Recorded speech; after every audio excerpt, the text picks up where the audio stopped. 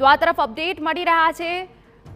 પ્રત્યક્ષદર્શી દેવિકાબા જાડેજાનું પણ મોટું નિવેદન સામે આવ્યું છે। જી હા, ગેમ ઝોનમાં ફાયરની કોઈ સુરક્ષા નથી। આ પહેલા પણ TV9 માં દર્શાવવામાં આવ્યું કે ફાયર સેફટીના સાધનો તો હતા, પરંતુ એ શોભાના ગાંઠિયા સમાન હતા। મંજૂરી લેવામાં જ નથી આવી।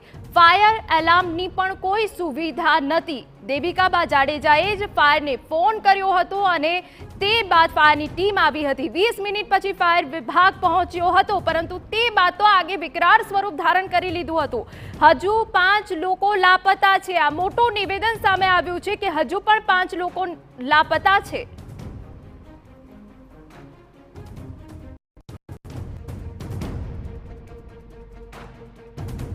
રાજકોટનો ગેમ ઝોન ડેથ ઝોન સાબિત થઈ રહ્યો છે।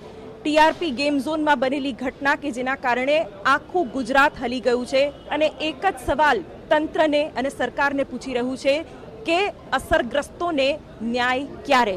ત્યારે અનેક એવા પ્રત્યક્ષદર્શીઓ છે કે જે આ આખી ઘટના જોઈને હલી ગયા છે। એટલા હલી ગયા છે, એટલા ગભરાઈ ગયા છે કે રાત્રે ઊંઘ નથી આવી, એટલી હદે તેઓ આહત છે। મારી સાથે ગેમ ઝોનમાં જ્યારે અગ્નિકાંડ બન્યો ત્યારે જે હાજર હતા તે પણ હાજર છે। એમનો પરિચય જાણીએ અને એમણે શું અનુભવ્યું એ પણ જાણવાનો પ્રયત્ન કરીએ। તમારો પરિચય આપો। હું દેવિકાબા જાડેજા। અમે ફેમિલીના 10 જણા ગયા હતા, એમાંથી અત્યારે 5 જણા મિસિંગ છે। હજી સુધી કોઈની કાંઈ ખબર નથી મળી અમને। તમે તો મજા કરવા ગયા હશો, આનંદ કરવા ગયા હશો, અચાનકથી આગ લાગી, કેટલા ડરી ગયા હતા તમે? અમે બધા ત્યારે નીચે જ હતા, ઉપર ખાલી 3 છોકરાઓ જ હતા।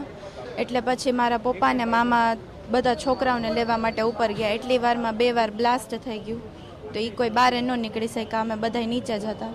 અચ્છા, બ્લાસ્ટ થયો તો ફાયર એલાર્મ વાગ્યું હતું? એવું ક્યાંય ત્યાં હતું જ નહીં। ફાયર એલાર્મ હતું જ નહીં? અચ્છા, સ્ટાફ જાણ કરવા એક્ઝિટ પણ નહોતું ત્યાં। અચ્છા, ફાયર એક્ઝિટ નહોતું, ત્યાંનો સ્ટાફ કઈ રીતે મદદરૂપ થયો? સ્ટાફે કોઈ રીતે મદદરૂપ હતો જ નહીં।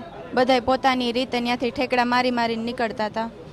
ફાયર એક્ઝિટ નહોતું, નહીં ફાયર અલાર્મ હતું, એ કોઈ ટાઈપની સેફટી પર્પઝનું કાંઈ હતું જ નહીં ત્યાં, કે ત્યાંથી કોઈ બચીને બહાર એની રીતે નીકળી શકે। અચ્છા, મને એમ કહો કે આગ લાગી ત્યારે તમે કેવી રીતે બચ્યા? અમે બધા ત્યાં નીચે જ હતા, એટલે અમે તો ત્યાંથી ફાયર એક્ઝિટ એક હતું જ, અમે ત્યાંથી નીકળી ગયા। અચ્છા, આગ બુઝાવવા માટે એક લાલ રંગનું ફાયર એક્સટિંગ્યુશર હોય છે, ક્યાંય એ દેખાતું હતું? ના, ત્યાં એવું કાંઈ હતું જ નહીં। અચ્છા, ત્યાં કંઈ હતું નહીં, પણ એટલે એ પ્રકારની કોઈ પણ તમને સુવિધા નથી દેખાઈ? નહીં। અચ્છા, ફાયર બ્રિગેડ કેટલી વારમાં આવ્યું? 20 મિનિટમાં। 20 મેં કોલ મિનિટમાં કરીને બોલાવ્યા હતા। તમે કોલ કરીને બોલાવ્યા? હા। અચ્છા, અને તરત એ લોકોએ આગ બુઝાવવાની કામગીરી કરી, પણ આખું જે બાંધકામ હતું એ પડી ગયું? ઓલરેડી એ લોકો 20 મિનિટ મોડા આવ્યા હોય, એટલી વારમાં તો આગને જેટલું રૂપ લેવું હોય એટલું એ લઈ શકે। એ લોકો ટાઈમે આવ્યા જ નહીં તો કઈ રીતે આગ બુઝાવીને પછી શું કરવાના? ટાઈમે આવે તો આગ બુઝાવી શકે ને, લેટ આવવાનો તો કોઈ પોઈન્ટ હતો નહીં ત્યાં। ગુસ્સો આવ્યો હશે? બહુ જ, હજી આવે જ છે। હજી 5 જણાનું કોઈ ડિટેલ્સ નથી મળી અમને। અચ્છા દેવિકા, 5 લોકો નથી મળ્યા, શું કહેશો?